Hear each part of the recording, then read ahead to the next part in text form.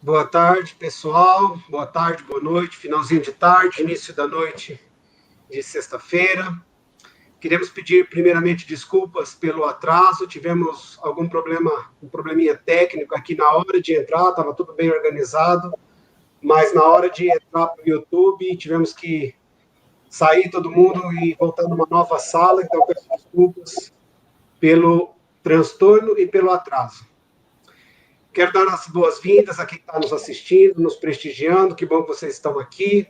Quero agradecer ao Núcleo de Educação Especial do Desenvolvimento Humano, na pessoa da Cíntia, que fez o convite para nós, professores de Educação Física, para estar compartilhando um pouco do que nós temos trabalhado na rede municipal de ensino de Cambé, principalmente com os professores de Educação Física, e agradecer a Josiane Medina, que aceitou o nosso convite prontamente, o professor Gabriel, o professor Júnior, e a Natália, que está aqui no nosso apoio técnico. Muito obrigado, Natália. Então, vou começar a apresentação. Meu nome é Luciano, trabalho na rede pública municipal de Cambé já há 19 anos, estou na coordenação de educação física há 12 anos, e trabalho também na rede pública estadual. Estou agora como diretor auxiliar do Colégio José de Anchieta e trouxe aqui algumas coisas para falar para vocês sobre atividade física, a TDAH, transtornos de comportamento e pandemia. Natália, por favor, tem alguma confirmação de YouTube? A gente está conseguindo gerar esse sinal? Alguém? Tá indo. Isso, tranquilo, positivo? Tá, ok. Muito obrigado. Então, a gente vai tendo essa conversa, vou pedindo sempre o apoio da Natália. Lu, a gente pode só falar, eu vou colocar agora na descrição do vídeo o e-mail da professora Josiane, para quem quiser depois entrar em contato com ela. Vou também deixar um WhatsApp da secretaria, caso a gente não consiga depois falar com o pessoal, responder dúvidas que podem surgir, também pode ser enviado nesse número. Perfeito. A gente tem a vontade, não vamos saber como que vai essa conversa, como é que a gente vai, porque vai ser uma conversa mesmo. Nath, eu só fiz a pergunta porque nós estamos com um problema aqui em casa, não estamos conseguindo visualizar, tá, a apresentação no YouTube, mas você conseguiu, e parece que tem pessoas perguntando lá no YouTube que não está tendo acesso. Acho que tem que orientar os grupos do WhatsApp, fecha o YouTube e abre de novo, porque ele está puxando uma transmissão antiga, desses dias atrás que a gente tentou. Ok. Tá?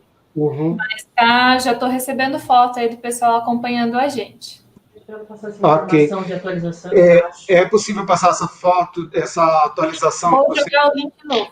Isso, por favor, faça isso. Tá? Então, como eu estava falando, essa será uma conversa, a gente vai ter um bate-papo aqui, não vai ser um formato muito engessado, vai ser bem dinâmico, pelo menos a gente vai tentar fazer isso, e vamos tentar, ao final, se a gente não extrapolar o tempo que a gente gostaria de manter dentro de 1 hora, algumas possibilidades de responder algumas perguntas, tá? Então, vocês podem ir encaminhando, a Natália vai, na medida do possível, selecionando, e se for possível, pela questão do tempo, a gente responde mais ao final, tá certo? Então, vou pedir agora, vou passar a palavra para a Josi se apresentar também, e aí a gente vai passando para começar a discussão propriamente dita. Josi, por favor.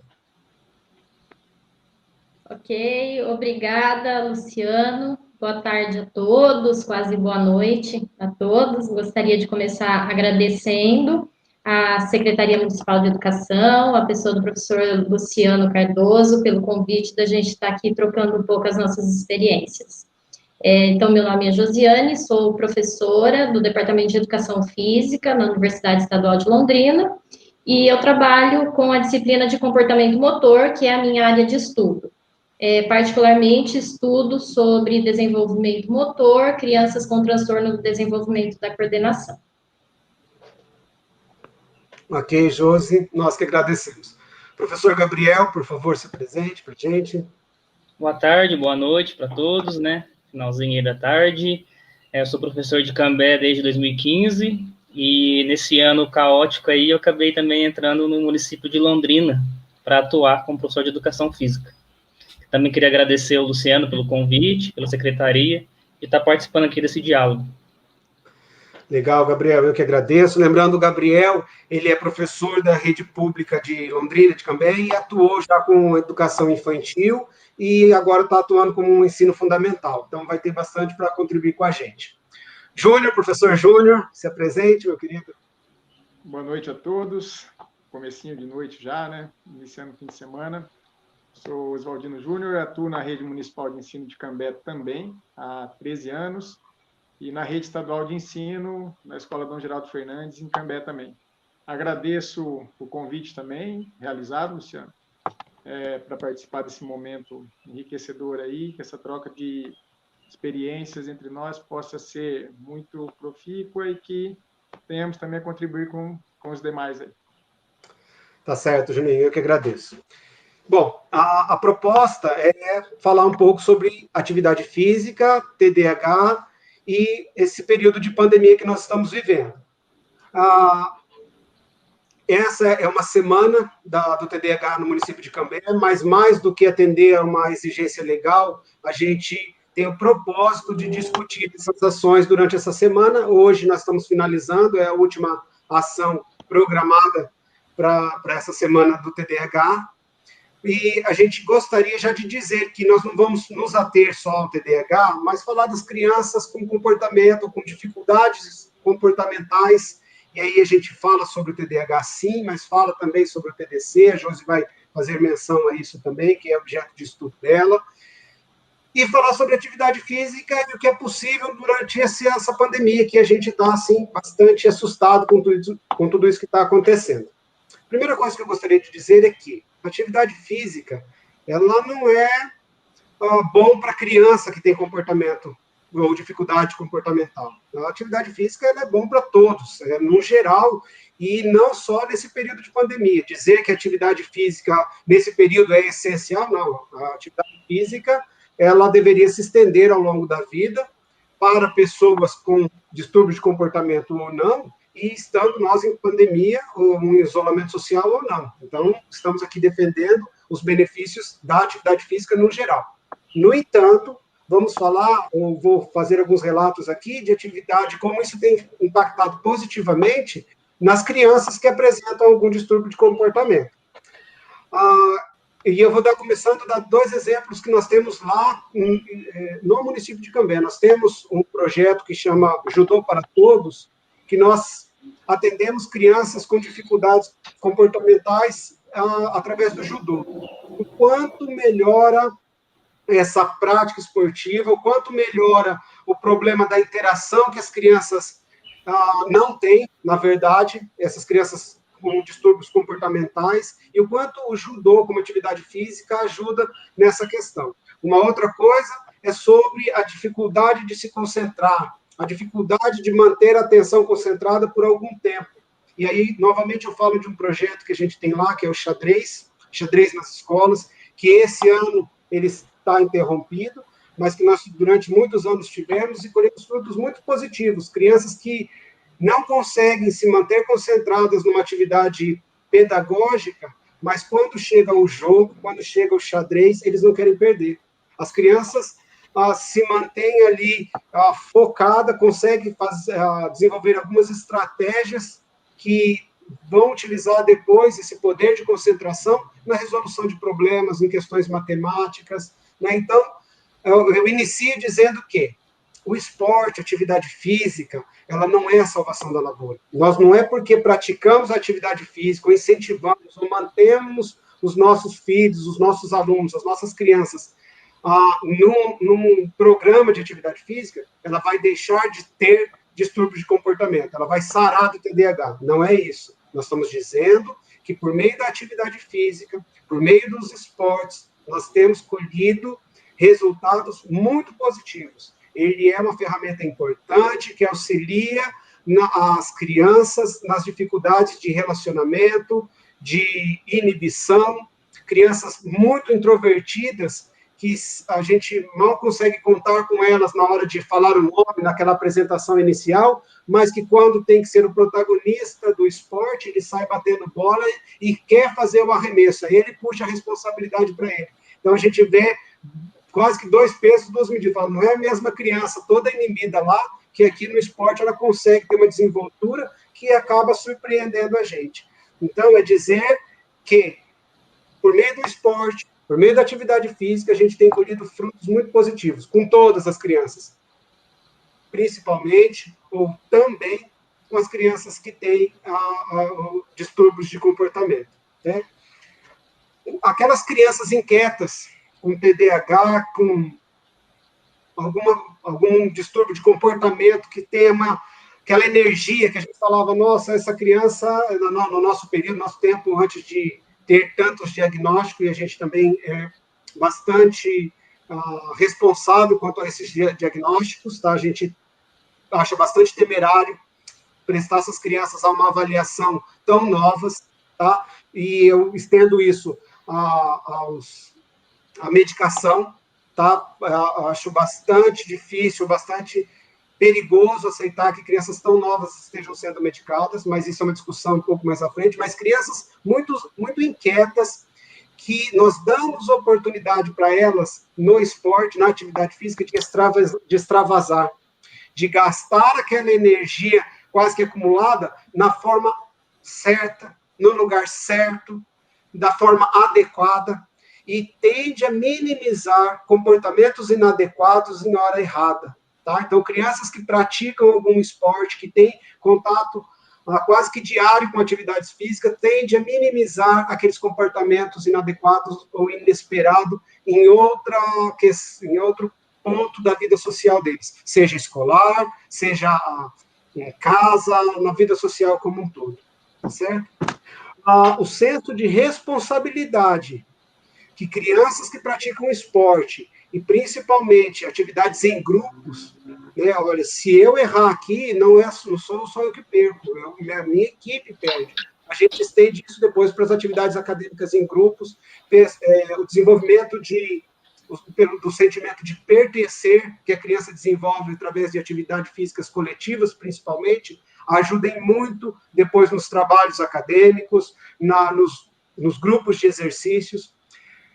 A possibilidade de lidar com o sentimento de frustração, porque não é fácil não acompanhar uma sala, não é fácil não entender um exercício de matemática, mas as crianças perdem no esporte, e essa compreensão, elas vão aprendendo a lidar melhor com isso, e depois estende a vida social delas. Eu estou falando de crianças que apresentam dificuldades, e não são só acadêmicas, são dificuldades depois lá na igreja, dificuldades em casa, em festas de família. Então, a gente tem acompanhado isso, tem visto relatos de professores, não só de educação física, apesar de que a minha fala aqui é pautada muito mais nas experiências e nos relatos que os professores de educação física me trazem, mas eu tenho relatos de coordenadoras escolares, de pedagogas, dizendo de pais o quanto a criança melhorou depois que foi matriculada no Judô para Todos,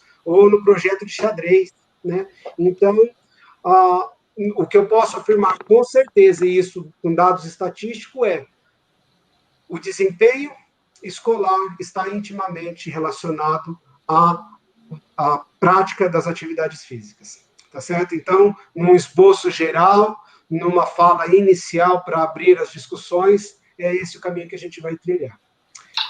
Josi, você, a respeito dos diagnósticos, de como a gente poderia ajudar os pais agora nesse momento. Pais, eu falo principalmente, eu não sei se nós temos muitos pais assistindo, mas, enfim, é bem possível que agora, nesse momento de isolamento, de pandemia, e as crianças confinadas, vou colocar isso entre aspas, mas confinadas em apartamentos ou dentro de casa, os pais já estejam assinando, falam, acho que meu filho tem TDAH, meu filho tem hiperatividade, ou meu filho tem algum transtorno, não é possível que isso esteja normal, né? Então, se você pudesse nos falar um pouquinho do diagnóstico, como que é, os cuidados que temos que ter, como que a gente caminha primeiro para o diagnóstico dessas crianças com distúrbio de comportamento. Ok, vamos lá, conversar um pouquinho, então, eu vou tentar falar um pouquinho, então, sobre as características relacionadas ao diagnóstico, né, de crianças com algum transtorno comportamental. Como o Luciano já pontuou, é bastante interessante a gente ter uma certa cautela em relação à observação, já que nós estamos falando de distúrbios que são comportamentais, né, e que são avaliados por meio de observação do comportamento das crianças, né? Então, os aspectos que eu vou estar levantando aqui, eles estão fundamentados no Manual de Diagnóstico e Estatística de Transtornos Mentais, que é uma publicação da Associação de Psiquiatria Americana, no qual traz as características referentes aos transtornos comportamentais, né? E isso envolve o nosso tema que nós estamos falando, que é o transtorno do déficit de atenção e hiperatividade, assim como o TDC, que é o transtorno do desenvolvimento da coordenação. Ambos são considerados pelo DSM como um transtorno do neurodesenvolvimento. Então, a gente leva em consideração vários aspectos relacionados ao andar, né, da aquisição das habilidades motoras relacionadas ao desenvolvimento dessa criança, tanto o desenvolvimento cognitivo, assim como em relação ao desenvolvimento motor, né? Em relação às crianças com TDAH, então, o DSM traz para a gente a ideia de uma tríade sintomatológica, né? O termo que é utilizado para caracterizar o comportamento dessas crianças. Essa tríade sintomatológica, ela envolve, então, características relacionadas à desatenção, à impulsividade, né, e a hiperatividade, que são os aspectos bastante comuns e que a gente observa no comportamento das crianças, né. Contudo, esses três aspectos, é necessário que se tenha cautela, como nós falamos, na utilização da observação dos critérios para a caracterização desse transtorno. Então, não é simplesmente porque a criança ela não consegue se adaptar em determinado momento, como o atual, né, a circunstância da metodologia educacional, da estratégia educacional que está sendo utilizada. Então, essa falta de adaptação momentânea, e aí que vai levar a criança a uma dificuldade de atenção, ela se distrai muito facilmente, ou de repente a criança, ela não tem tanto interesse pela realização das atividades, e aí a gente já acha que a criança, ela está desatenta, ou que ela está com dificuldade em prestar atenção nessas atividades, né? Então, o DSM traz para a gente alguns critérios que são importantes para auxiliar nesse diagnóstico. Em relação ao TDAH especificamente, então, o diagnóstico ele é baseado em 9 itens relacionados às características de desatenção, mais 9 itens relacionados às características de hiperatividade. Para que essa criança prossiga no diagnóstico realmente do déficit de atenção, ela precisa necessariamente cumprir pelo menos 6 critérios de cada um, né? Então, dos 18, ela precisa cumprir pelo menos os 6 critérios de cada. E aí é seguido as outras recomendações para continuidade na avaliação e no diagnóstico. Então, o diagnóstico ele não é tão simples, não é em uma única observação que vai ser possível ter realmente mapear o comportamento dessa criança, né? Em relação ao comportamento delas nas atividades escolares, é muito comum que essas crianças cometam erros, né, por distração. Então, são crianças que são impulsivas, elas começam a fazer uma atividade antes de realmente ter refletido sobre ela, antes realmente, talvez, até de ter compreendido como é para ser feito essa atividade. Quando a gente fala da atividade física, das aulas de educação física, é bastante comum a gente observar isso, né? Quando a criança vai realizar uma habilidade motora, de repente ela nem compreendeu direito ainda o que é para ser feito, como que é aquela atividade, e de repente ela já dá início e ela já começa a fazer, né? Isso reflete em uma dificuldade de planejamento executor, né? Ou de planejamento cognitivo referente à execução da tarefa. Então, uma das características dessa criança, ela envolve problemas, uma dificuldade cognitiva na compreensão, no planejamento, em como estabelecer uma sequência de como ela vai realizar aquele movimento, de como ela vai realizar aquela habilidade motora. Então, a gente está dando um exemplo aqui que está relacionado à aula de educação física, mas se a gente levar isso para a aprendizagem da escrita, por exemplo, da mesma forma, a criança ela tem que planejar a sua execução daquela escrita, ela tem que entender o sequenciamento, a ordenação das letras que ela vai compor naquela escrita. Então, são características muito evidentes dessas crianças. Uma das comorbidades que estão muito relacionadas ao TDAH é o transtorno do desenvolvimento da coordenação, que é o TDC, né? É o TDC que particularmente eu estudo. A dificuldade, o transtorno do desenvolvimento da coordenação, ele já está mais relacionado a características especificamente de coordenação motora, né? E essa dificuldade de coordenação motora, ela deve interferir necessariamente nas atividades de vida diária. Então, caracterizar uma criança, por exemplo, como descoordenada, não é um termo interessante de ser utilizado, né? Então, as crianças acabam sendo rotuladas com alguns termos que não são adequados e que realmente não transparecem o comportamento real da criança. As dificuldades de coordenação motora, da mesma forma, elas estão relacionadas a diversos outros aspectos.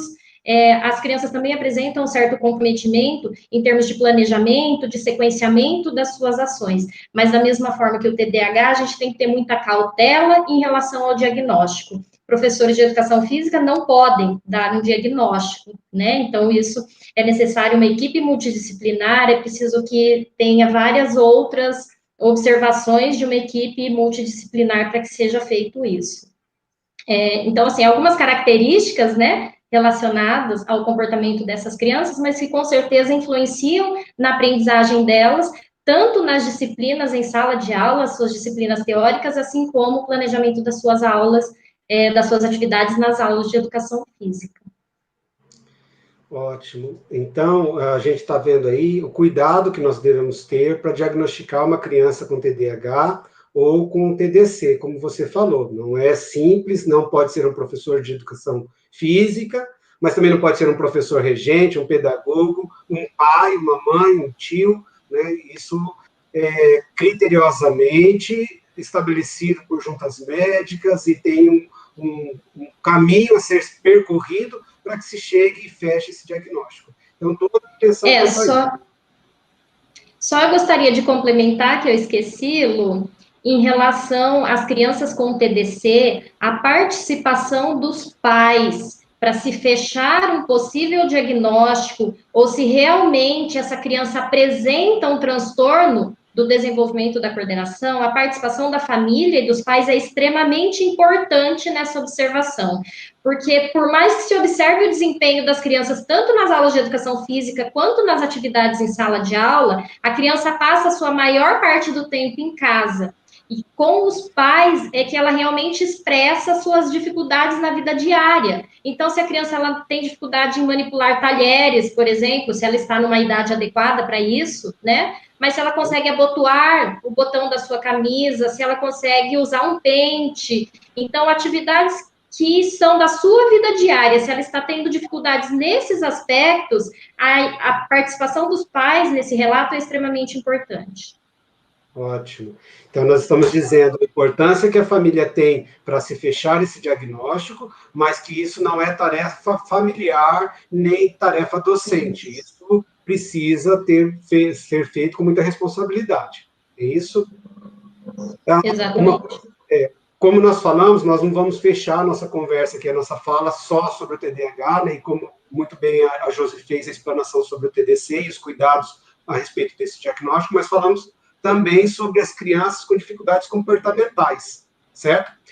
E crianças que não têm um diagnóstico, mas que apresentam, sim, algumas dificuldades comportamentais, é aí que nós entramos, porque não é medicamentoso, e sim o trabalho planejado docente, é aí que a gente entra. Por quê, Josi? Todas as vezes que a gente iguala, dá a oportunidade de um desempenho dessa criança que tem muitas dificuldades lá em sala de aula, e a gente dá a oportunidade para ele igualar o desempenho dele através da atividade física, ele não consegue acompanhar no mesmo ritmo que a sala de aula. Mas quando a gente dá oportunidade para que ele acompanhe ou até avance em relação às atividades físicas, para a autoestima da criança, para a segurança que a criança traz, para a maturidade que ela apresenta depois disso, é essencial. Então, é aí que nós entramos enquanto docentes. Olha, eu tenho uma criança assim com comportamento. Eu vou usar uma expressão aqui, não sei se muito adequada, mas enquanto ele é aquele carrinho 1.0 dentro de sala de aula, ele é um 2.0 lá na atividade física. E dar a oportunidade disso, falar, olha, você não é tão bom aqui, mas você é muito bom aqui, você é excelente ali, né? É dar a oportunidade para que ela possa experimentar esse gosto de eu sou capaz, e isso se estende depois para a vida acadêmica, depois para a desenvoltura dela como profissional. Gabriel, como professor, como é que você tem visto a possibilidade desse trabalho da atividade física indo para casa, a intervenção que os pais estão tendo que fazer nesse momento, o retorno que você está tendo de casa, que os pais estão conseguindo, não estão, as crianças estão gostando, não estão? O que você fala para a gente a respeito desse momento de encaminhamento das atividades físicas, da disciplina de educação física? Então, Lu, eu vejo assim que é um processo, né? O início foi de bastante angústia e insegurança, ansiedade, né? Porque, querendo ou não, nós, na área de educação física, que lida com esse movimentar, nós perdemos 3, vamos dizer, elos principais das nossas aulas, né? Que é a restrição do movimentar, né? Que as crianças estão tendo em casa, a interação social ali, que a gente depende muito nas aulas, né? Da interação entre eles ali, né, nos conteúdos propostos, e também uma restrição do espaço. Então, nesse momento inicial ali para março, abril, foi um momento de muita angústia, incerteza, e com o passar do tempo, nós vamos lidando e conseguindo ir superando aos poucos, né? E assim, aliado a isso, também tem a preocupação pedagógica, né? De proporcionar nessa atividade física, esse movimentar, mas de acordo com a proposta curricular dos municípios que eu trabalho, né, Londrina e Cambé, com os conteúdos propostos, enfim. Então, também dessa preocupação pedagógica, e aí, então, aos poucos, nós vamos lidando com esses dilemas, né. E em Londrina, eu tenho tido bastante ajuda dos outros professores de educação física, né, na escola que eu trabalho. Nós temos, né, planejado junto as aulas, gravado os vídeos juntos, enfim. Tem sido um momento de bastante cooperação. Em Cambé, como eu sou responsável por turmas específicas na minha escola, aí fica um trabalho mais individual, né, de cada professor ali na escola onde eu estou. Mas também trocando figurinha com outro professor em questão. E aí eu queria trazer para a gente pensar um pouco como que eu tenho feito as atividades e a participação dos pais nesse retorno. Eu queria até que a Natália desse um ok a hora que ela aceitasse ali a apresentação. Vou trazer algumas imagens para mostrar um pouco de como que tem sido esse trabalho realizado. Sim, sim. Acho importante. Toda vez que a gente fala das atividades, às vezes fica um pouco... não dá para entender, e quando a gente vê a imagem, abre as janelinhas e é possível até para os pais que estão acompanhando a gente, servir como exemplo do que pode ser feito em casa. Vamos lá, Gabriel, já está aparecendo para a gente aqui. Beleza. Então, eu fiz um recorte aí de um plano de aula, né, conteúdo, então, equilíbrio corporal, de acordo com a proposta curricular, e, assim, tem sido orientado para nós professores para atividades de uma forma, assim, que dê para o pai, que vai ali ajudar a criança, dependendo da idade da criança, entender a atividade de uma forma mais simples possível, e também o aluno, né, dependendo da idade dele, ele já conseguir ler ali a atividade e se organizar. Então, eu fiz esse recorte aí de uma atividade, né, que eu fiz semana passada, que é de equilíbrio corporal. Então, ali, escrevendo rapidamente o que é feita a atividade, o que vamos precisar, né, o material, no caso ali uma fronha, 12 calçados, giz ou fita adesiva, e aí tentando também nesse planejamento que vai para os pais, trazer a imagem de como seria feita a atividade, que eu acho bastante importante. Aí na próxima imagem, para a gente refletir um pouco, como que tem sido feito, né, na imagem ali, acho que está do lado esquerdo, nós vemos um aluno fazendo com uma sacola um movimento ali de pular. Não quis usar a fronha, utilizou a sacola e realizando ali a atividade. Do outro lado também, né, a mesma proposta, com a fronha, e ali já também, né, aparece um pouco mais pulando ali também os calçados, enfim. Então, nós temos pedido e pensado em materiais que que as pessoas, as famílias vão ter em casa, né? Se não tem um calçado, uma garrafa PET, uma bolinha de papel. No caso aí, a gente vê, uma família utilizou uma sacola, outra família utilizou uma fronha, enfim. Então, também perceber como que os pais têm organizado essas atividades junto com os alunos, né? Tentado dar o retorno para os professores, filmar, nos enviar. No caso ali, essas imagens são de Londrina, né? Onde foi entregue o termo de consentimento para eles, né, estarem divulgando as atividades dos filhos, mas sem a divulgação do rosto, né? Para não estar expondo as crianças. Então, dá para a gente ter uma ideia aí um pouco com essas atividades aí. E aí uma variação também, né? Então, equilibrando ali, pulando com um pé só, em zigue-zague, em cima de uma fita, sobre calçados. Eu fiz, os alunos mandaram para mim, mas eu acabei excluindo essa atividade também de pular com um pé só, com os dois pés, eles também tinham que transportar água. Então, além de se equilibrar nesse movimento de pular, também equilibrar ali, transportando a água de um recipiente para o outro. Também são variações que a gente tenta ali trabalhar junto com os alunos em casa, né? Esse espaço que eles vão ter no material, mas também de acordo com o conteúdo. E outra, para finalizar, outra proposta que a gente fez, então, uma aula ali, né, que era sobre habilidades manipulativas, para eles elaborarem a peteca. Então, a gente mandou no planejamento, passo a passo, de elaborar essa peteca, e também de estar utilizando essa peteca elaborada em outras atividades, em outros conteúdos. Não sei se na imagem vai dar para ver, mas no pezinho, na segunda imagem ali onde tem os chinelos, no pezinho da criança está a petequinha ali. Então, uma atividade onde ela tinha que ir fazendo zigue-zague com a peteca sendo levado com os pés, né? Então, também trabalhar algumas variações, né, desses recursos, desse espaço, desse material, com que as crianças têm, né, tido a oportunidade de fazer as aulas nesse momento. Então, assim, eu diria que é um momento onde os pais têm me surpreendido bastante, eles têm participado mesmo, assim, das atividades, né, cada um de acordo com a sua realidade, esse retorno, as crianças não vê a hora de chegar à aula, né, porque a gente sabe que esse movimentar para ela, como a gente está falando aqui, é extremamente importante, e eles, infelizmente, acho que são as pessoas que mais estão sofrendo, são as crianças, né, e a gente tem tentado trabalhar nesse sentido. Ótimo. Eu não quero ser repetitivo, mas, pessoal, não é que a atividade física seja a salvação da lavoura, mas ela é essencial para manter uma saúde mental dessas crianças. Essas crianças estão numa restrição de espaço que, se nós não colocarmos algo artificialmente para que elas façam, elas vão acabar adoecendo. Então, nós estamos tirando a possibilidade das nossas crianças ter o contato com um vírus, mas estamos expondo as nossas crianças a uma situação de que elas podem desenvolver outros problemas de saúde caso a gente não faça alguma intervenção. E isso a gente tem tentado convencer os pais da importância mesmo de fazer isso da maneira correta, na dosagem certa, mas a gente vai voltar a falar sobre isso mais para frente, daqui a pouquinho.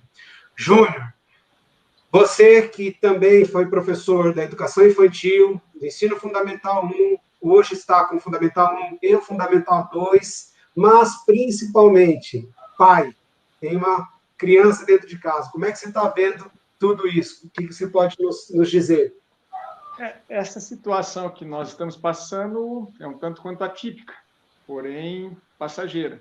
Neste momento, eu acho que o primordial é a gente tentar fazer um trabalho em conjunto com a escola, buscando potencializar o desenvolvimento dessa criança. Não é uma tarefa fácil, mas como pai, eu tenho que entender que é importante essa criança manter um certo padrão de movimento. Estipular algumas regras, alguns horários, estipular uma rotina para que ela tenha esse momento do se movimentar, do brincar, porque é muito importante para ela. se por um lado nós temos essa restrição dele não estar presente com os amigos, que é um momento importante essa interação social com os amigos, em contrapartida, ele tem uma pessoa com um vínculo afetivo muito grande próximo dele. Então, ele pode atribuir a essa atividade que ele está fazendo uma significação muito grande na atividade. Então, o valor afetivo que está sendo dado, que está sendo propiciado a ele neste momento, vai fazer também com que ele desenvolva outras potencialidades e, após o término dessa pandemia e a situação se regularizar, não sentir tanto a perda momentânea do que nós não estamos vivendo agora. Então, como pai, inicialmente, eu tinha muitas dúvidas, muita insegurança em relação a como eu vou preparar uma aula com a restrição de espaço, com tudo que o Gabriel mencionou agora há pouco. Eu falei, como eu vou me estruturar? O fato de eu ter uma criança em casa, que é possível fazer. Então, organização, manter uma rotina, manter uma organização, é possível fazer. E eu tenho buscado, em alguns momentos, propiciar isso aí para minha filha. Tenho até alguns exemplos aí que, se possível, passar de algumas atividades simples, mas que estão ao nosso alcance também e que pode ser feito pelos pais, pelos responsáveis, avós, seja em termos de em situações de brincadeira, de jogos populares. Eu acho que é um momento para resgatarmos, às vezes, até algumas brincadeiras de antigamente. De conversar mesmo, assim, falar, na época do seu pai ou na época da sua avó, as brincadeiras não eram eletrônicas como hoje. Que tal você vivenciar essa brincadeira comigo? Que tal você propor a confecção de um jogo para essa criança também? Porque o que vai ser importante para ela? A partir do momento que ela estabelecer esse vínculo, ele vai ficar esperando por aquele momento, vai ficar esperando aquele momento no finalzinho do dia, ou às vezes no início da manhã. Então, a partir do momento que você estabelecer essa rotina, você pode ter certeza, essa criança ela vai estar esperando aqueles 5 minutinhos. Parece pouco, mas é muito significativo e qualitativo para a criança. Ótimo. Os exemplos que você pode compartilhar com a gente, vocês estão com o Gabriel, com a Natália, é possível? Aí já foi para a tela. Já foi para a tela. O Júnior você consegue ver, Júnior, daí ou não? Vou visualizar agora. Então, para aqueles que dispõem de material, uma bola, ou cones, ou materiais alternativos, então você pode estar trabalhando com a variabilidade muito grande de estímulo para essa criança. Então, assim, o que ela quer e o que ela espera é realmente esse estímulo, seja ele qual for. Ele vai estar esperando esse momento para você compartilhar com ela. Então, tipo assim, gera até uma certa ansiedade. Em alguns momentos, assim, até mesmo durante o trabalho, para quem está no trabalho de home office, você vai ver em alguns momentos seu filho chegando lá. Pai, vamos jogar? Eu quero jogar, eu quero brincar. Então, ou seja, ele fica ansioso esperando esse momento. E, em contrapartida, traz benefícios também para quem o ajuda.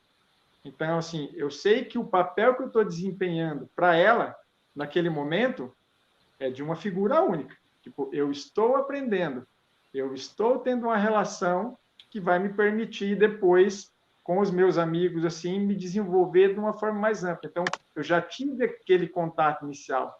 Então, é importante você criar estímulos diferenciados, seja de habilidades manipulativas, de habilidades locomotoras. Então, assim, trabalhar com essas variações é de extrema importância. Então, eu tenho buscado fazer isso e, em contrapartida, também falar o que eu posso fazer para levar isso aos meus alunos, para que eles tenham, porque um problema que talvez nós tenhamos, talvez nesse momento atual aqui, nem todos os alunos têm o acesso à tecnologia, então, assim, que através de atividades impressas possa ser possível o pai fazer essa leitura da atividade que está sendo proposta e, de fato, executar, da efetividade esse processo. Então, nesse caso aí, o pai seria o mediador entre a proposta do professor e o objeto final lá, que é a execução, a tarefa em si realizada pelo aluno. Ótimo, muito bom. Josi, sei que você selecionou algumas dicas de algumas orientações então, para pais, professores, pedagogos, educação física. O que você traz para a gente a respeito disso? Eu acho que o Júnior pontuou aí muito bem, né? Alguns aspectos do ponto de vista dos pais, né? Ele enquanto professor, mas também ele enquanto sendo pai professor, né? Ao mesmo tempo em casa. E aí eu também muitas vezes aqui, né? Com meus filhos também nessa proposta de tentar fazer algum tipo de atividade dentro de casa. E totalmente de acordo aí com a fala do Júnior, no sentido de que realmente eles ficam esperando, né? Eles estão esperando para que a gente vá fazer as atividades junto com eles e que a gente ceda um pouquinho do nosso tempo, embora nesse momento acho que todo mundo trabalhando em dobro, talvez, né? Mas eles aguardam a gente ceder um pouquinho do nosso tempo para poder auxiliá-los nessas atividades. E isso é extremamente importante, não para o aprendizado deles, escolar, simplesmente, mas para o desenvolvimento deles de maneira ampla, assim como para a saúde mental, né? Tanto das crianças quanto para a nossa saúde mental, porque nesse momento em que a gente está em isolamento, a gente tem que tentar tirar de alguma forma os pontos positivos no sentido de estarmos mais próximos e aproveitar essa proximidade para que ela seja uma proximidade rica, com vivências positivas, né? Com os pais, com os seus filhos, com a família de maneira geral. E aí, o primeiro ponto que eu gostaria de destacar é a importância da assistência dos pais ou de uma pessoa mais velha, né, que possa acompanhar as crianças na realização das suas atividades. Então, quando os pais vão à escola buscar a atividade, ou mesmo quando o professor envia de alguma forma essas atividades, seja com link ou seja de maneira impressa mesmo, mas que as crianças precisam dessa assistência, né, de um adulto. A respeito disso, a gente, infelizmente, por um lado, porque quem deveria ou quem gostaria de estar fazendo isso são os professores, né? Mas, felizmente, nós temos os pais que estão podendo contribuir. É importantíssimo, gente, que a criança nessa atividade ela tem um acompanhamento, que a criança ela tenha uma assistência para fazer isso. Ela, por si só, dificilmente vai preparar o local, ela vai se organizar para fazer a atividade, dar a importância que a atividade escolar precisa, né?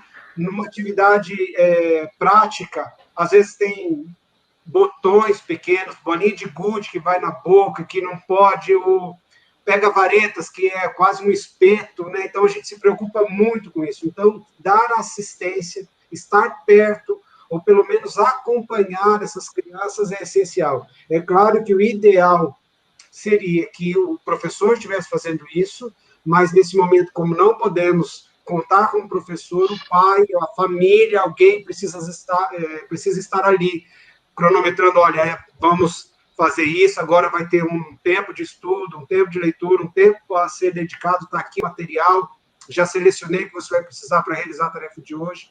Essencial esse acompanhamento. Vale a pena a gente destacar aí que o importante é ter uma proximidade, né? Eu acho que a proximidade da família, dos pais ou do responsável pela criança com a escola é que é importante nesse momento, porque muitas vezes os professores enviam as atividades, mas a gente não está sabendo como que está sendo esse retorno e como que isso está sendo trabalhado em casa. Então, de repente, o Gabriel, a partir das experiências que ele está tendo ali, possa contribuir um pouquinho e levantar a importância também dessa cooperação, né, entre pais e escola. Sim, sim. Eu até fiquei assustado na terceira semana aqui em Londrina, no caso, né, a gente estava já a terceira semana trabalhando remotamente, e toda terça-feira um pai, 6 horas da tarde, ele chegava do serviço e falava, professor, desculpa o horário, mas eu vou fazer atividade com minha filha agora, tá? E ele ia lá, fazia atividade, né, proposta para aquele dia e enviava, mas assim, eu fiquei admirado e assustado, porque assim, o empenho daquele pai em completar com a filha a tarefa, e ele falava que a filha ficava, no caso ali era terça-feira, a terça-feira inteira esperando o pai chegar do serviço para, junto com ela, organizar a atividade e fazer. Então, assim, eu acho que esse momento a gente está vivendo, né, de isolamento, tem colocado muitas questões em xeque, dessa questão da aproximação da família e escola, porque a gente tem o costume de generalizar, né, que a família não participa, só que a gente acaba generalizando, mas a gente sabe que tem, a maioria dos pais participam e nesse momento a gente está vendo isso. Então, assim, assustado, mas ao mesmo tempo com bastante carinho, eu tenho visto esse momento. Ô, Gabriel, e complementando a sua fala aí também, até em relação, às vezes, à ausência ou não de espaço, que nós podemos também, às vezes, explorar até mesmo uma simples volta em torno do quarteirão com o filho. Sim. Às vezes, uma simples caminhada em volta do quarteirão da sua casa, se não for uma região muito movimentada, você pode estar trabalhando, conversando com seu filho também, colocando a conversa em dia. Ao mesmo tempo, você pode trabalhar alguns conceitos também, assim, relacionados à saúde, trabalhar questões relacionadas vou conversar com meu filho sobre que é a frequência cardíaca, que às vezes vai a alguma atividade ou da disciplina de ciências ou mesmo da disciplina de educação física. Fala, filho, você sabe o que é frequência cardíaca? Vamos fazer uma caminhada mais rápida para ver a diferença entre isso. Então, você consegue atribuir alguns conceitos científicos também, mesmo que de uma maneira informal, você consegue estabelecendo essa relação também no decorrer do seu dia a dia. Então, é importante pontuar isso também. Então, assim, essa efetividade e a importância que essa junção, no caso, esse elo, essa ligação entre a família e a escola, principalmente neste momento. Até porque eu li um termo essa semana que me chamou a atenção. O termo da moda agora é isolamento social, né? E eu vi uma pessoa comentando que falou, nós não estamos em isolamento social, nós estamos em isolamento físico. Então, assim, nós estamos sentindo falta dessa proximidade, do contato físico. O social, nós estamos estabelecendo virtualmente. Agora, sim, esse contato físico, se está sendo privado em detrimento dessa pandemia no contexto escolar, consequentemente, ele se reverteu para esse contato físico dentro de casa. Então, assim, houve uma transferência temporária, mas que é extremamente importante, no caso, esse contato físico que eu estou tendo agora dentro da minha casa. Aquele relato que você falou com nós lá, informalmente, lá da Valentina, sobre o balé, eu acho legal você comentar como que isso é importante, vai ao encontro do que você está falando, né? A fala informal que nós tivemos foi que a minha filha ela estava fazendo aula de balé, passou para o virtual, desde que começou as aulas virtuais, ela participou de algumas, depois ela pediu para sair, porque não estava se adaptando. Então, acredito, eu estava sentindo falta das relações que ela estabelecia com as demais amigas. Eu falei, tudo bem, você quer sair? No ano que vem, quando tudo retornar ao normal, você volta a fazer novamente. Então, vamos vivenciar outras práticas. E em relação ao balé, já se tratando de dança, eu acho que a dança também é um mecanismo importantíssimo que nós podemos trabalhar dentro de casa. Então, assim, a criança ela tem musicalidade dentro dela, principalmente em algumas faixas etárias específicas. Ela gosta de cantar, ela gosta de dançar, ela gosta de representar. Então, nós temos instrumentos suficientes para isso, para estar explorando esse desenvolvimento dela também em casa, nesse sentido. Fazendo um link com as dificuldades comportamentais, e aí não querer dizer que a vida toda é uma competição, mas desafie o aluno, desafie a criança, dizendo assim, eu faço melhor, ou eu faço mais rápido, ou vamos ver quem ganha, quem faz mais. o fator aí desafiante é o que vai mover a criança que não quer mais. Né? Não quero fazer isso, mas eu faço uma a mais que você. Pronto. É o suficiente já para convencê-la a fazer alguma coisa de atividade física. Estabelecer essa competição é saudável. Iniciado, Luciano, porque a Valentina adora postar corrida comigo. Então, ela espera um momento específico. Vamos postar corrida, vamos ver quem ganha. Então, assim, a alegria dela, o prazer dela é tentar me derrotar. Às vezes ela consegue. Estou treinando para não deixar isso acontecer com mais frequência. Exato. Não me esqueço da primeira vez que o meu filho ganhou do xadrez de mim. Falei, pera lá, vamos outro, que eu não estava me concentrando, mas a satisfação que ele teve de ganhar no xadrez. Mas também não é muita vantagem, que eu não sou lá, sou, aliás, bem fraco no xadrez, tá? Mas não falei isso para ele naquela oportunidade. Josi, vamos lá, as dicas. Bom, antes de eu avançar, eu gostaria de aproveitar aí o que vocês já falaram, né? Mas gostaria de voltar um pouquinho ao que o Luciano comentou, referente às crianças que têm alguma dificuldade. Então, a questão do desafio para a criança, ela é importante, indiferente se a criança ela tem dificuldade ou não, né? Vou colocar aqui dificuldade, não vou nem falar transtorno, não é? Porque dificuldade todos nós temos. Todos nós temos algum tipo de dificuldade, né? Então, nós nos movemos a partir dos desafios. Então, o desafio ele é extremamente importante para que a gente possa avançar na nossa aprendizagem. O que a gente tem que tomar cuidado é com o grau desse desafio, de acordo com o nível de possibilidades que a criança tem para desenvolver essa atividade. Né? Então, a gente tendo um pouquinho ali de cuidado em relação ao grau desse desafio, todos nós podemos superar os nossos obstáculos. E aí, trazendo isso para as crianças que têm um pouquinho mais de dificuldades, a gente tem que prestar um pouquinho mais atenção só, né, para as características específicas dessas crianças. Mas vale a pena a gente lembrar que elas são inteligentes, que elas são capazes e que elas podem também superar os seus obstáculos, como qualquer um de nós, né? E aí, aproveitando o que o Júnior comentou, sobre a experiência dele enquanto pai, mas também que ele traz toda a sua sabedoria enquanto professor, né, para estar preparando as suas atividades, tanto para enviar para os alunos, assim como todo o carinho que ele tem na preparação das atividades para conduzir com a filha dele, mas a importância de estar mantendo um ambiente que possibilite a criança realizar aquela tarefa sem distrações. Isso é importante, né? Então, não é qualquer ambiente, é qualquer local, é qualquer lugar que a gente consiga adaptar, mas a gente tem que ter um cuidado em relação à preparação desse ambiente, e ficou isso muito bem claro ali nos exemplos que o Júnior trouxe para a gente. Ótimo. Preparar o local e adequar a ação que vai ser feita.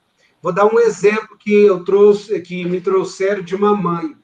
Ela está com tanta dificuldade, porque assim, no começo, até eles estavam achando engraçadinho, bonitinho, veio tarefa para casa, estava com saudade, passou um tempo lá sem nenhuma ação. No começo eles estavam até empolgados, mas isso foi saturando. Eles acabaram já não querendo mais, enjoando, não quero, estou ficando doente com essas aulas virtuais, com essas aulas que vêm de material impresso e não quero mais. Então, o adulto é que precisa estabelecer uma rotina para essas crianças. Eu tenho relato de mãe que põe uniforme na criança. Então, agora nós vamos fazer atividade escolar, e aí vai, dá banho, troca a criança, mochilinha, põe uniforme. Então, aqui é o espaço, então a gente precisa adequar o espaço sempre que possível. Eu sei que às vezes tem casa que tem homens que tem bonitinho, mas tem casa que não tem, que tem que fazer lá na mesa da cozinha mesmo, mas estabeleça o horário, estabeleça o local, procure cercar a criança de um momento em que seja destinado, focado somente nas atividades. Eu, claro, que usei esse extremo da mãe que chega a colocar o uniforme na criança, mas foi a estratégia que a mãe utilizou ali e acho essencial. Crianças com alguma dificuldade comportamental, esse olhar, essa sensibilidade da família tem que estar ainda mais aguçado para a gente conseguir ter esses retornos. Aí eu gostaria de acrescentar também, Luciano, pensando nessa manutenção da rotina, a importância dos horários, né, para a realização dessas atividades. Então, ter uma regularidade em relação aos seus horários de refeição, em relação ao horário de brincar, em relação ao horário de ter as suas atividades no computador ou no celular, onde é que, né, que seja essa atividade. Depois, acredito que dê tempo da gente falar um pouquinho, né, dessa disposição aí do nosso tempo de tela. Mas a importância de estar parcelando os tempos que a criança vai estar realizando essas atividades escolares. Então, falando das crianças, principalmente, que têm algum tipo de transtorno, então, por exemplo, o transtorno do déficit de atenção, ou mesmo o TDC, transtorno da coordenação, as crianças, elas podem cansar muito mais rapidamente. As crianças com déficit de atenção, por exemplo, talvez elas não consigam realizar todas as atividades no mesmo período do dia ou em sequência no mesmo período do dia. Então, é importante ter a sensibilidade em estar parcelando os seus tempos para a realização dessas atividades.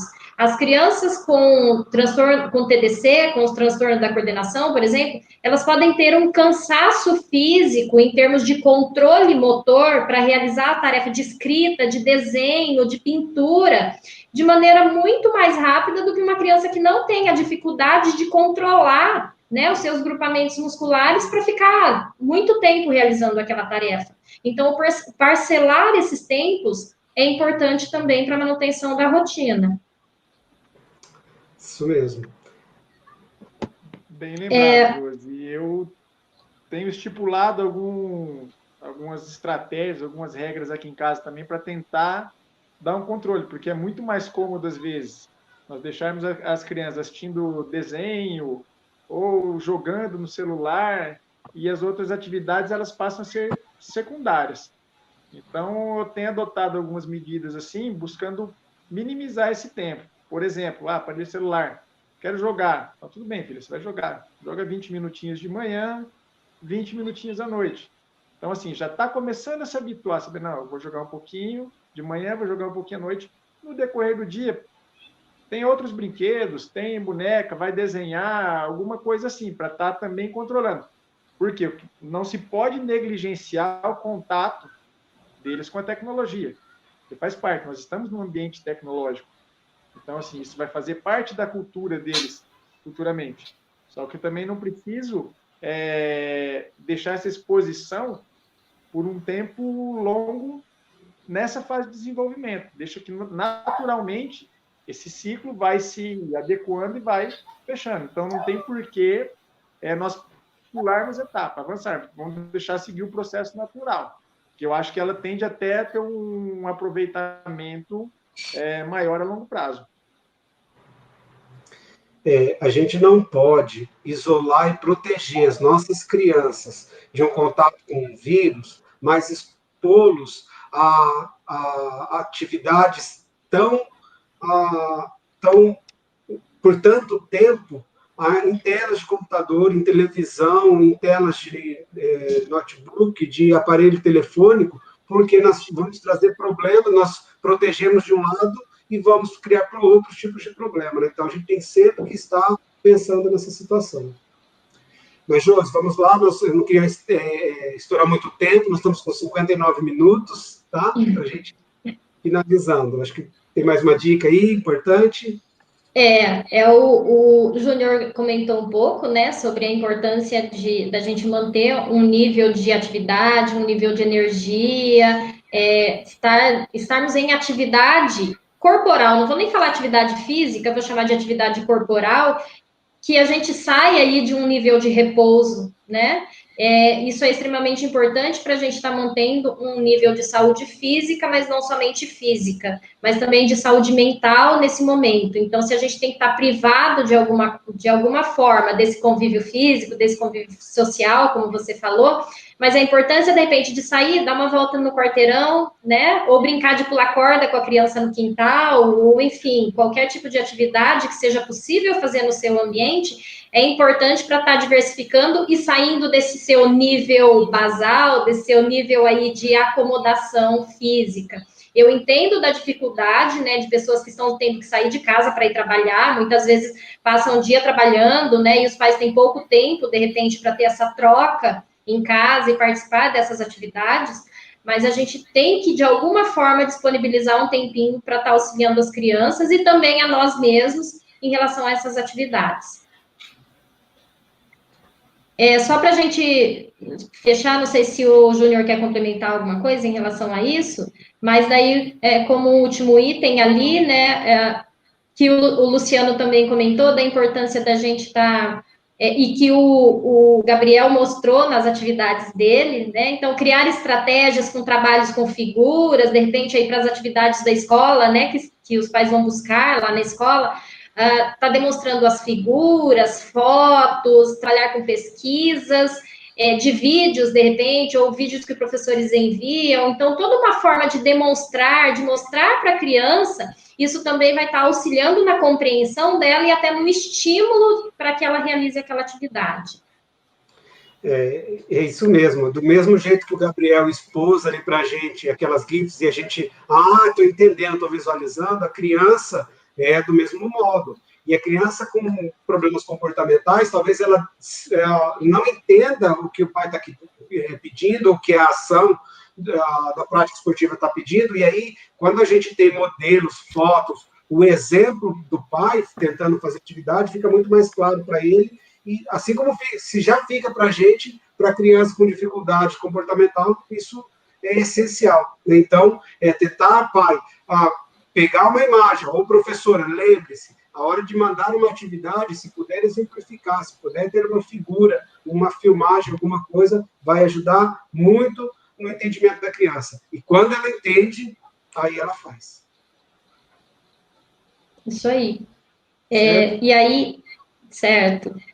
Gostaria de avançar um pouquinho aqui, né, para a gente poder continuar no que nós selecionamos aqui para estarmos conversando e aproveitar o que o Luciano já falou um pouquinho, que é esse tempo que hoje nós estamos nos tendo que disponibilizar frente a uma tela, né, ou uma tela de computador, ou a tela da televisão para assistir às aulas, ou mesmo a utilização de um celular. Então, até antes, né, desse período da pandemia, se falava muito em minimizar o tempo de tela para as crianças. Então, falava-se muito dos prejuízos que o tempo de tela, de exposição à tela, ia provocar em termos de saúde física, em termos de algum comprometimento, até visual, até em termos de atenção para as crianças. Hoje, nós estamos sendo submetidos a um maior tempo de tela, né? Então, da mesma forma que os pais que estão trabalhando em home office acabam tendo que ficar à frente da tela do computador por horas do dia para trabalhar, da mesma forma, muitas das crianças estão recebendo também as suas atividades ou estão tendo que realizar as suas atividades estando aí com um tempo de tela maior, né? Além do que o Júnior também ressaltou, que as crianças, como estão em casa, elas acabam ficando assistindo mais televisão mesmo, acabam querendo brincar mais nos joguinhos do celular e assim por diante. Então, a gente vale a pena ainda a gente destacar, né, que o controle desse tempo de tela, ele é importante, porque a gente tem diversos estudos aí que mostram que o tempo excessivo de exposição à intensa luz da tela, ela acaba tendo influências negativas sobre a qualidade do sono das crianças. Então, isso influencia até em relação à liberação de alguns hormônios que são importantes para o desenvolvimento infantil. Então, vale a pena ainda a gente não esquecer desse aspecto, mesmo a gente tendo que estar, nesse momento, um pouco mais exposto a essa tecnologia. Certo. Natália, só antes de passar a palavra para a Natália, eu quero dizer que as fotos, as imagens daquela princesinha é filha do Júnior, tá? Então, a gente teve a autorização dele para colocar para vocês aqui, e para a gente não ter problema também com direitos visuais, tá certo? Natália, extrapolamos, queríamos ficar em 55 minutos para abrir 5 minutinhos para a pergunta, mas já deu 1h05, não sei. Isso. Tem uma perguntinha aqui, na verdade estão pedindo alguns exemplos para a faixa etária dos 3 anos. Então, se tiver como falar um pouquinho, e assim, bastante gente parabenizando, sugeriram lives para os pais também, tá? E chegamos a 120, quase 130 bacana. pessoas. A gente que agradece os elogios de vocês. E assim, de 0 a 3 anos, com crianças que com certeza são só comportamentais, porque ninguém fecha o diagnóstico de criança com TDAH ou TDC nessa idade. Certo, Josi? Certo. Uhum. E se eu pudesse dar alguns exemplos, eu ia falar assim, de bastante, tenta colocar prazer nessas atividades. A criança gosta muito de atividade ao ar livre, atividade com água.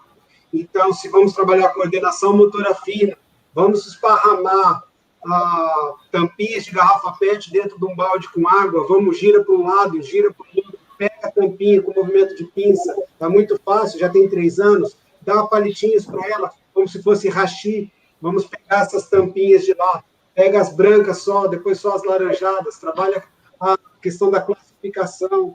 Então, eu penso que a gente tem que, de crianças de 0 a 3, que ainda não entendem a importância da atividade física, mas tem aquela energia do mesmo modo que as crianças de 7, 8, 9 anos, então a gente tem que colocar alguma coisa que elas gostem de fazer. E crianças gostam muito de atividade ao ar livre, de atividade com água, atividade de vivência corporal, apesar de ser muito, um dos objetivos muito importantes é a coordenação motora fina, mas atividade ampla também é possível trabalhar nessa idade. Acho que atividades também. Né? Pode ir lá, Gabriel, primeiro. Eu só falei, lembrando que eles adoram correr. Sim.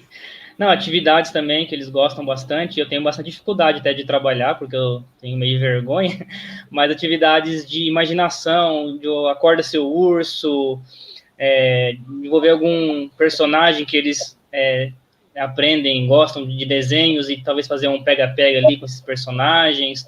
Como o Júnior falou, eles gostam muito de música, colocar musiquinhas para eles dançarem, fazer sequências, né? E criar sequência com eles. Acho que é bacana.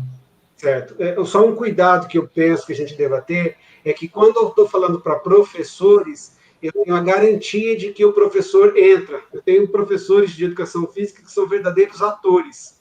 E aí, quando eles falam que ele é o boneco, ele é o jacaré que vai correr e tal, ele realmente é o jacaré.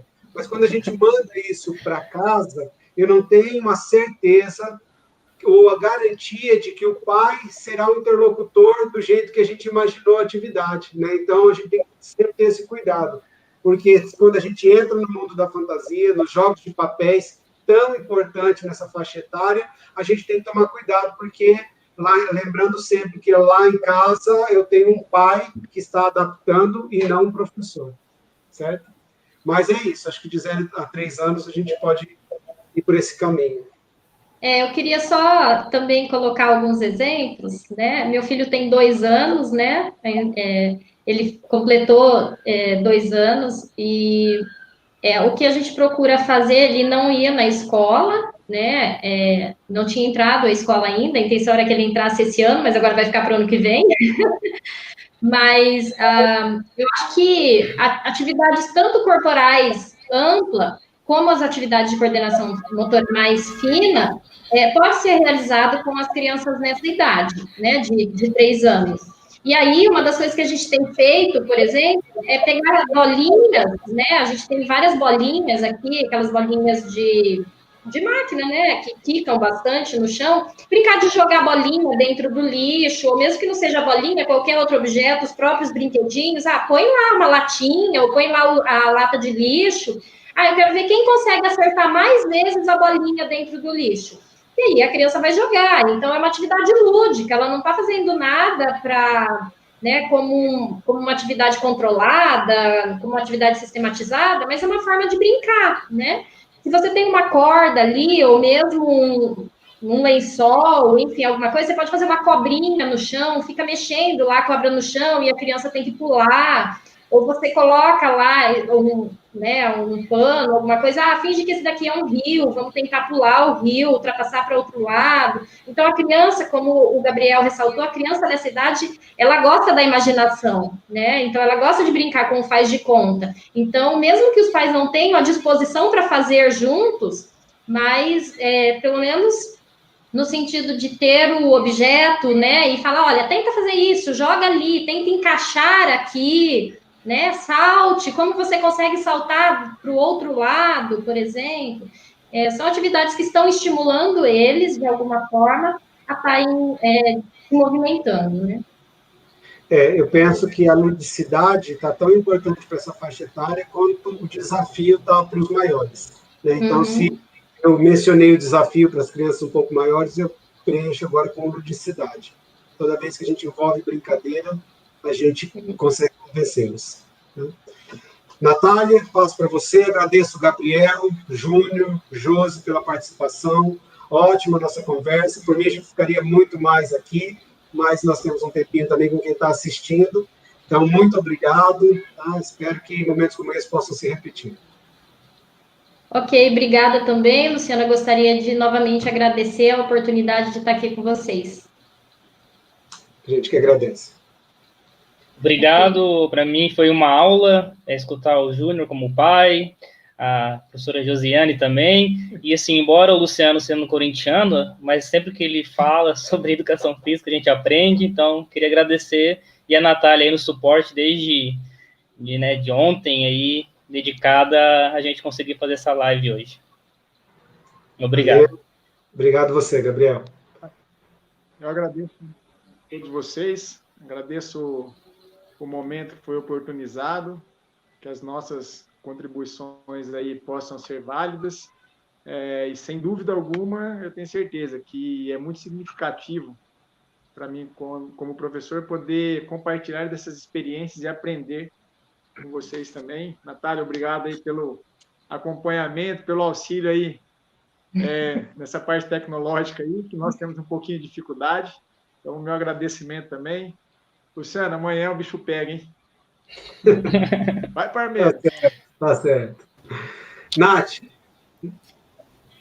É isso, estamos encerrando então, chegamos a 130 pessoas. Lembrando que a live vai ficar salva e na descrição do vídeo vocês encontram os telefones da Secretaria de Educação, os 2 números que estão lá são WhatsApp, então vocês podem enviar mensagem, qualquer coisa a gente vai se comunicando depois. Deixei também o e-mail do Departamento Pedagógico, aí o Luciano diretamente pode responder vocês, e o e-mail da professora Josiane, tá? Outra coisa importante, vou pedir para vocês se inscreverem no canal, ativarem os sininhos de notificações, porque nós estamos preparando mais lives aí e daqui a alguns dias vai ter novidade, tá bom? É isso aí. Obrigado. E boa noite. Tchau, pessoal. Boa noite. Obrigada, até mais. Até mais. Até.